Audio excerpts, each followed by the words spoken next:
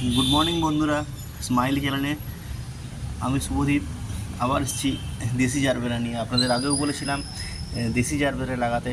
এই দেখুন দেশি জারবেরা সাইজ দেখুন, এটা আগের বছর লাগানো হয়েছে। আর আপনাদের তো আগেও বলেছিলাম যে এই কালারটা অনেকটাই দেয়, অনেক ফুল দেয়। এই দেখুন একটা গাছে কতগুলো হয়েছে দেখুন। দেশি জারবেরা আপনারা চোখ বন্ধ করে লাগাতে পারেন। গাছের গ্রোথ দেখুন।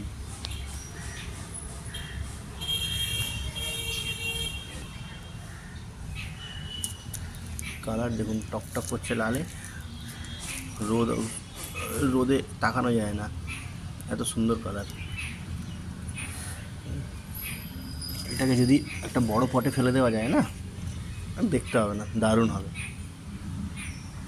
গাছের গ্রোথ দেখুন।